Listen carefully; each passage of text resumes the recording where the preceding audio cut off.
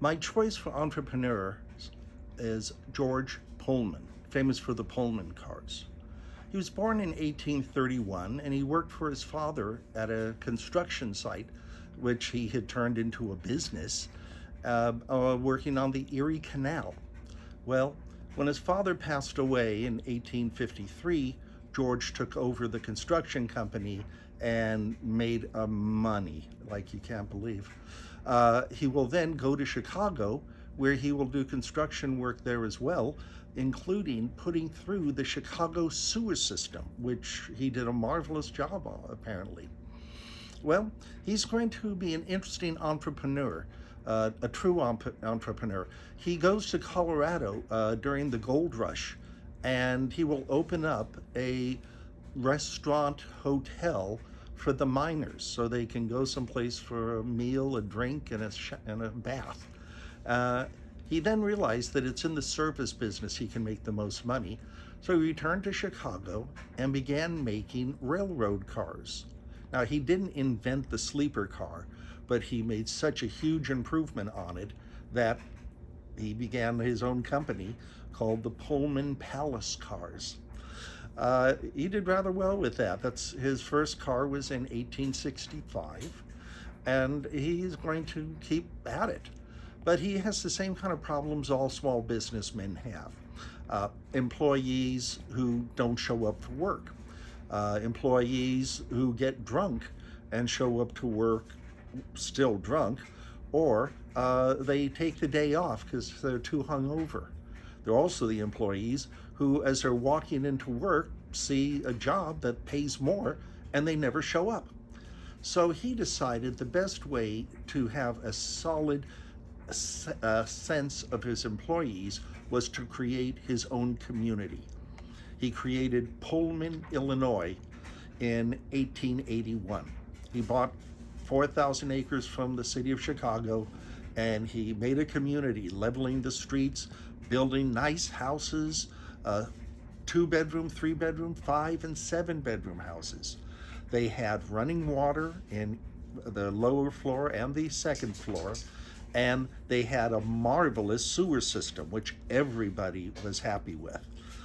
However, the 8,000 people who lived there felt that they weren't, they leased a house, but they weren't living there.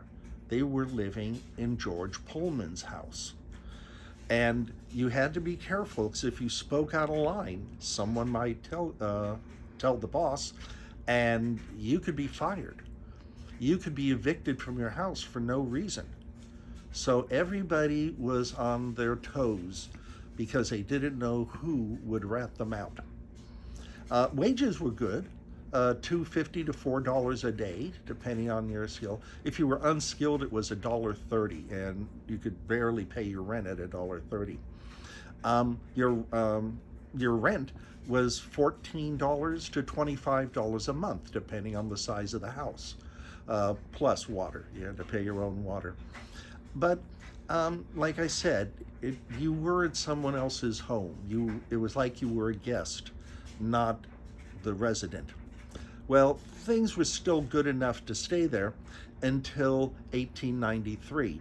The panic of 1893, when the Reading Railroad folded, taking banks down with it, and 20% of all American men were unemployed.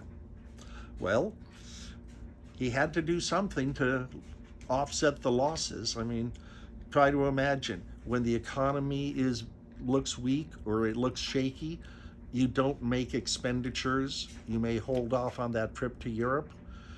Well, suddenly now people aren't traveling on the train, and so there's no money coming in for Mr. Pullman. It's definitely taken a big drop. So he compensated. He cut his workers' wages by 25%. He didn't tell them, he just did it. And when they got their paycheck, they were all short. He did have credit at the stores, and he immediately stopped having credit for his workers. Well, eventually, a man named Eugene Debs showed up. He was the leader of the American Railroad Workers Union. And he is going to organize the factory workers and the men who worked on the trains, who maintained them, and he is going to convince them to have a boycott. He didn't call it a strike, they called it a boycott.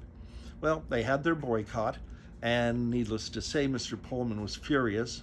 He called for the governor to bail him out, and the governor, who was a progressive Democrat, said, no, this is your problem. You shouldn't have done what you did. So he went to Richard Olney. Richard Olney was the Attorney General of the United States who was sitting on railroad boards. He then went to Cleveland and convinced Cleveland to send in the army, and they shot up the strikers. 25 men were murdered, and it eventually broke the strike in July of 1884.